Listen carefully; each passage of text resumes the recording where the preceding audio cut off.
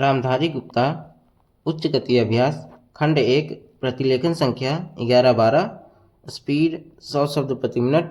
Ready start. अध्यक्ष महोदय, मैं आपको एक और बात बतलाना चाहती हूँ और वह यह है कि कृषि विभाग को योजना आयोग ने बहुत गलत रास्ते में बिठा दिया है। उन लोगों के पास लड़ने के लिए दम नहीं है और देश में खाद्यान्न का उत्पादन बढ़ाने के लिए जो योजनाएं चाहिए और उनके लिए जो धनराशि चाहिए वे उनको पूरी तरह संस्वीकृत नहीं करा पाते हैं।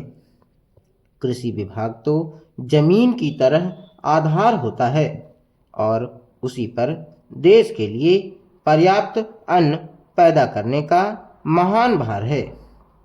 इसीलिए यह बहुत आवश्यक है कि अधिक अन्न उपजाने के मार्ग में जो भी आवश्यक कदम यह विभाग उठाना चाहे उसमें किसी तरह की रुकावट ना हो। बहुत सी हड़तालें हो सकती हैं, मजदूर काम से बरी हो सकते हैं, लेकिन किसी भी हालत में वे खाने से बरी नहीं हो सकते। अब हम देखते हैं कि मिलों और कारखानों में हड़तालें हो जाती हैं, छुट्टी हो जाती है, तो आम काम के दिनों की अपेक्षा लोग उन दिनों में ज़्यादा खाना खाते हैं और ज़्यादा दावतें करते हैं।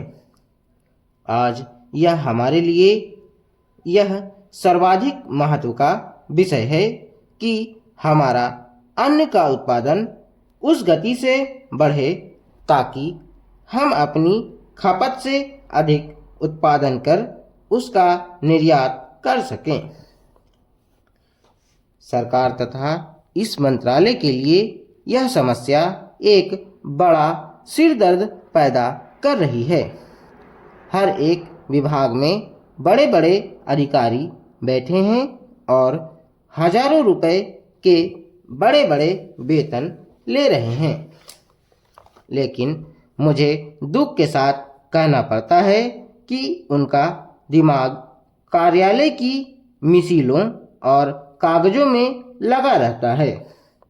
इस विभाग का काम बहुत ही महत्वपूर्ण है। प्राकृतिक कोप के कारण जो समय समय पर हमारी फसलों को नुकसान होता है, इससे भी अपनी फसलों की रक्षा करने के लिए आवश्यक कदम उठाना इसके जिम्मे है।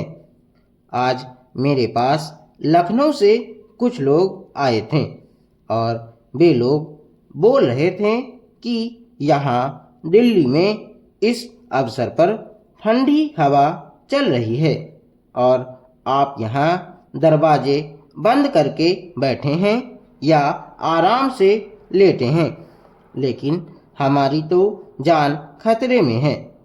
वहाँ ओले गिर रहे हैं और हमारी गेहूं की फसल खतरे में है। अब यह इस विभाग का काम है कि चूँकि हवा में पानी ज़्यादा होता है, इसलिए फसल के बचाव के लिए उस पर नियंत्रण किया जाए जिससे फसल की हानि ना हो। अध्यक्ष महोदय, जिस भावना से मैंने यह बिल पेश किया है उसको विरोधी पक्ष के लगभग सभी सदस्यों ने एक मत से महसूस किया है कि देश में बेकारी की जो समस्या है वह एक भयंकर समस्या है और उसके कारण हमारे देश का विकास, चाहे वह सामाजिक हो, आर्थिक हो या सांस्कृतिक, रुका हुआ है और ऐसी स्थिति में हम आगे बढ़ नहीं सकते हैं। इसी प्रकार से इस परिस्थिति का निर्माण हम पिछले 54 वर्षों से देख रहे हैं। मंत्री महोदय ने यहाँ पर अभी कहा कि राष्ट्रपति इस काम को नहीं कर सकते हैं, क्योंकि वह उनके अधिकार के बाहर है। आप राज्यों में राज्यपाल शासन स्थापित करते हैं जब यह देखते हैं कि किसी राज्य में वहाँ की व्यवस्था, वहाँ का विकास ठीक नहीं हो रहा है।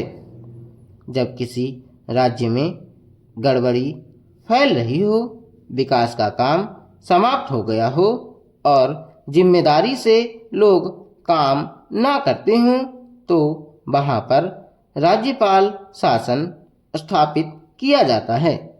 ऐसे बहुत से उदाहरण हमारे देश में मौजूद हैं। उसी प्रकार से हमारे राष्ट्रपति हैं, और अगर देश में इस तरह की स्थिति वर्षों तक चले तो कोई कारण नहीं है आपात के रूप में राष्ट्रपति इस देश की सुरक्षा के लिए, इस देश की उन्नति के लिए जिम्मेदारी अपने हाथ में ना ले सकें। हमारे भाइयों ने बहुत से उदाहरण दिए हैं कि राज्यों में संयुक्त सरकारें नहीं चलीं, लेकिन उसके पीछे राजनीतिक हथकंडे थे। अगर कोई राजनीतिक पार्टी जिम्मेदारी से काम नहीं करती है तो विधान में यह स्पष्ट है कि राष्ट्रपति शासन अपने हाथ में लें।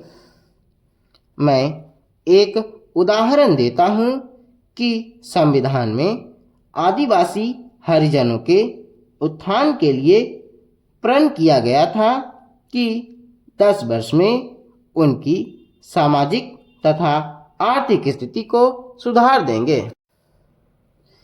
लेकिन यह सरकार उसमें भी असफल रही। उसको एक बार 10 वर्ष के लिए बढ़ाया गया और दोबारा फिर 10 वर्ष के लिए बढ़ाया गया। इसी तरह से उसको बढ़ाते जा रहे हैं, लेकिन उनकी आर्थिक और सामाजिक उन्नति आप नहीं कर पाए हैं।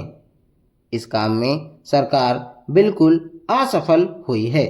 पिछली बार सरकार पर अविश्वास का प्रस्ताव भी आया था और वह पास होने वाला था। इसलिए मेरा कहना है कि हमारे देश में यह जो बेकारी की समस्या है, वह एक बहुत ही भयंकर समस्या है।